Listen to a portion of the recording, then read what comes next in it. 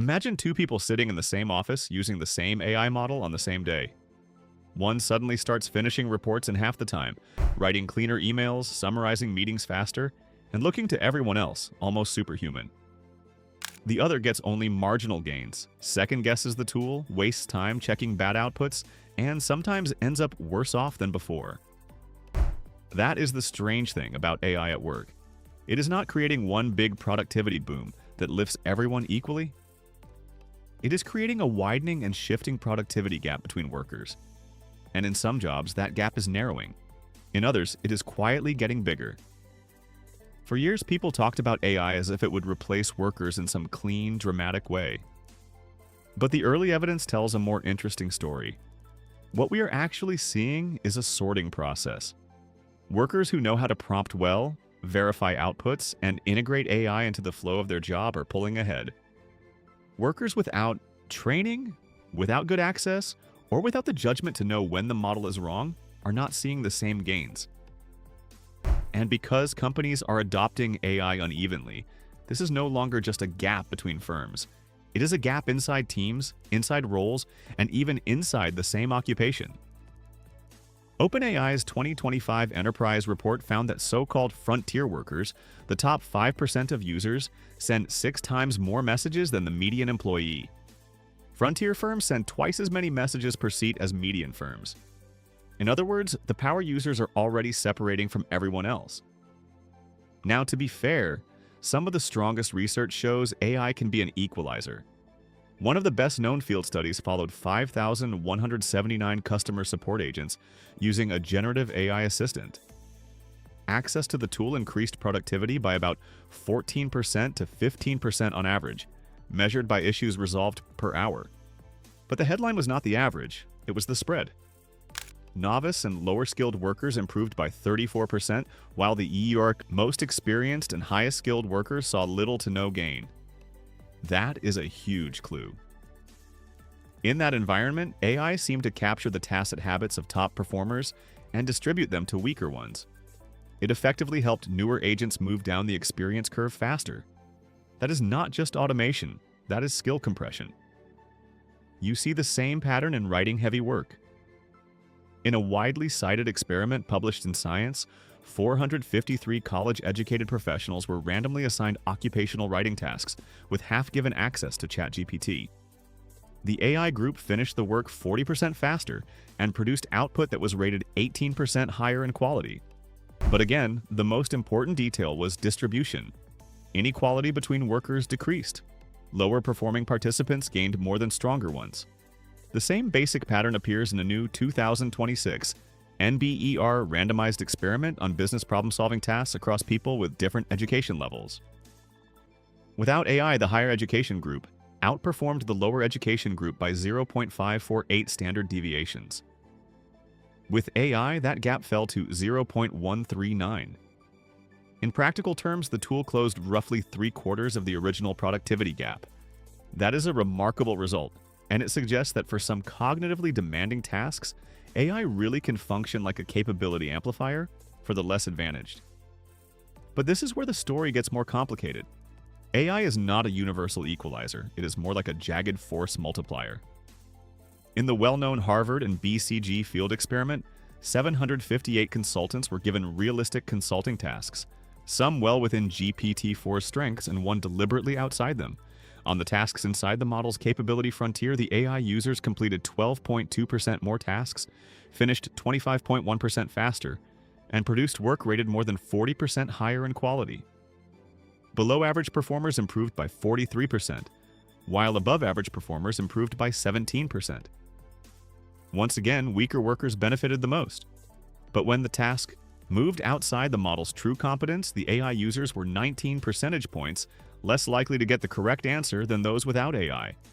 So yes, AI can narrow performance gaps, but it can also punish workers who do not understand its limits. That point matters because the new productivity gap is not just about intelligence or education. It is increasingly about calibration. The workers pulling ahead are often not the ones blindly using AI for everything. They are the ones who know when to trust it, when to steer it, and when to ignore it. The workers falling behind are often not anti-AI. They are over-reliant, undertrained, or stuck using the model in parts of the job where it sounds confident but quietly breaks. So the gap is partly a judgment gap.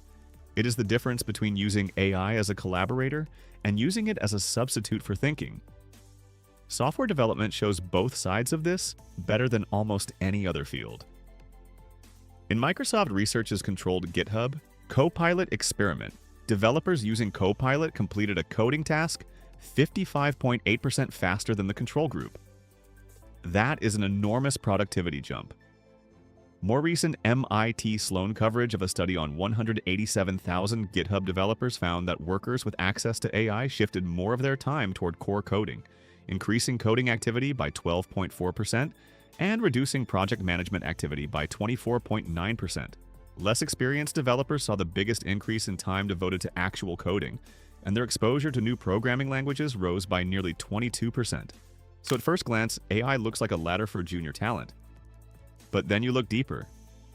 A 2024 study on open source software development found that while AI pair programming increased project-level productivity, core developers benefited more than peripheral developers, largely because they had deeper familiarity with the codebase and could better integrate the AI's output into real project context.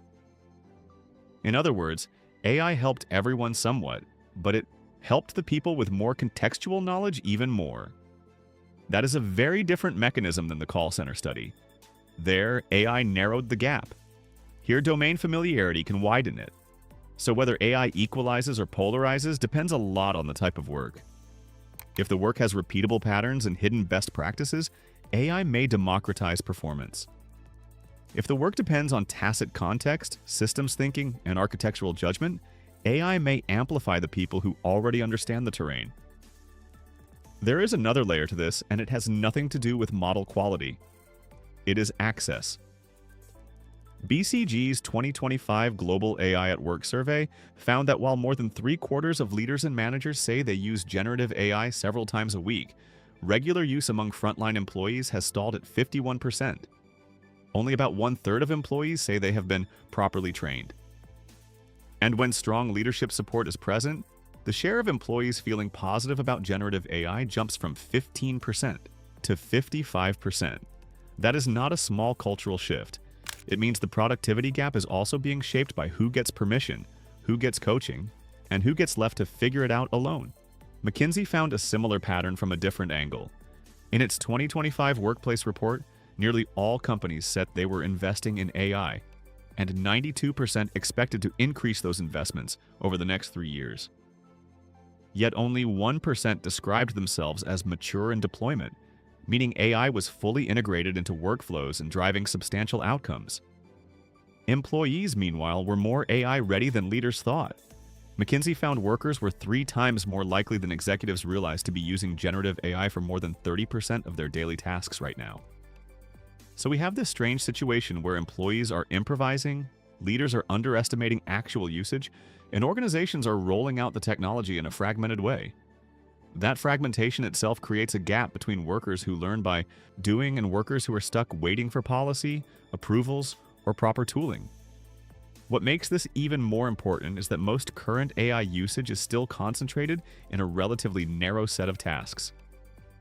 Anthropic's economic index, based on millions of Claude conversations, found that software development and writing tasks account for nearly half of observed usage. It also found that 57% of AI use reflects augmentation, where humans work with the model, versus 43% that looks more like automation. That matters because it suggests the biggest labor market effect right now is not total replacement. It is differential augmentation. Some workers are becoming much better versions of themselves, while others are not yet crossing that threshold. And since AI is still concentrated in knowledge work, the gains are clustering in occupations that are already relatively privileged. This is why the phrase AI productivity can be misleading. It sounds like a single number like GDP, growth or output per hour. But at worker level, it is deeply uneven. The average may rise while inequality inside the workplace increases. Some people save an hour a day. OpenAI says workers report saving 40 to 60 minutes daily, while heavy users report more than 10 hours per week. Some people learn faster. Some people become overconfident and wrong faster. Some people use AI to get past the annoying parts of their job and spend more time on higher value work. Others use it for superficial help and never move beyond summarization, drafting, and search. The difference between those two paths compounds over time. So the real productivity gap between workers is becoming a combination of 5 things. First, baseline skill. Second, task fit. Third, access to tools. Fourth, training and leadership support. And fifth, the ability to work at what researchers call the jagged frontier, where you know exactly which parts of your work AI can do well and which parts still require human judgment. The worker of the next few years is not simply the person who uses AI, it is the person who uses it precisely. That is a different standard and a much harder one. And this may be the most important part of the whole story. The gap we are seeing is not fixed. It is designable. Companies can narrow it by training junior staff, opening access to tools, redesigning workflows, and rewarding verification instead of blind speed. Or they can widen it by letting AI remain a shadow tool used mostly by ambitious managers, technical specialists, and self-taught power users. The evidence so far suggests that AI can be one of the most powerful equalizers we have seen in some knowledge tasks. But without structure, it can also become a sorting machine that quietly separates fast-adapting workers from everyone else. So maybe the big story is not that AI will replace workers. Maybe the bigger story is that AI will increasingly differentiate them. Some workers will look 20% better. Some will look 50% better. Some will barely move. And some will actually perform worse, not because the technology failed, but because they used it in the wrong place, with the wrong trust, inside the wrong organization. That is the new productivity gap, and it may end up being one of the defining labor stories of this decade. If you enjoyed this video, let me know in the comments. Do you think AI will narrow the gap between workers, or widen it over time? If you want more deep dive videos like this, subscribe, turn on notifications, and share this with someone trying to understand what AI is really doing to work. Thanks for watching, and I'll see you in the next one.